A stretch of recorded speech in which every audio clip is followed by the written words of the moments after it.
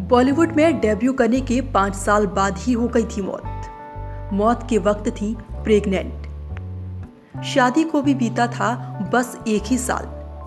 जिसने भी ये दर्दनाक दास्तां सुनी वो सिहर उठा। जी हाँ, अब तो आप समझ ही गए होंगे कि हम किसके बारे में बात करने वाले हैं। सन 1999 में रिलीज हुई फिल्म सूर्यवंशम की कहानी आज बच्चे बच्चे की जुबान पर है। अपनी पहली फिल्म से बॉलीवुड में डेब्यू करने वाली एक्ट्रेस सौंदर्या रघु जब पर्दे पर उतरी तो लोग उनकी मासूमियत पर फिदा हो गए। और वो भी क्यों ना, चेहरे से इतनी मासूम और पवित्र दिखने वाली सौंदर्या नाम से ही नहीं बल्कि चेहरे से भी सौंदर्य थी। लेकिन मासूम से दिखने वाली सौंदर्या की मौत इतनी दर्दनाक होगी ये किसी ने सोचा भी नहीं था। उनकी मौत की दर्दनाक दास्तां जिसने भी सुनी उसका दिल रोने लगा और आंखें नम हो गई। बात साल 2004 की है, जब लोकसभा चुनाव का शोर था। कुछ समय पहले बीजेपी ज्वाइन करने वाली सौंदर्या पार्टी के उम्मीदवार के चुनाव प्रचार के लिए करीमनगर जा रही थी।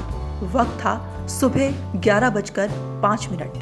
एक 4 सीटर प्राइवेट एयरक्राफ्ट में सौंदर्या, उनके भाई और अन्य 2 लोग और सवार थे। एयरक्राफ्ट ने जैसे ही टेक ऑफ किया 100 फीट ऊपर पहुंचकर ये हिलने लगा और फिर कुछ ही देर में धड़ाम से नीचे गिर गया। जहां एयरक्राफ्ट गिरा वहीं कुछ मजदूर काम कर रहे थे। वो जैसे ही यात्रियों को बचाने के लिए एयरक्राफ्ट की तरफ भागे उसमें से तेज धमाका हुआ। सब तरफ आग की लपटें फैल गई, जिसमें पास में मौजूद मजदूर बुरी तरह से जल गए। तो अंदर बैठे लोगों का क्या हुआ होगा ये तो आप समझ ही सकते हैं। बताया जाता है कि अंदर बैठे चारों लोग कोयले की तरह राख हो गए थे।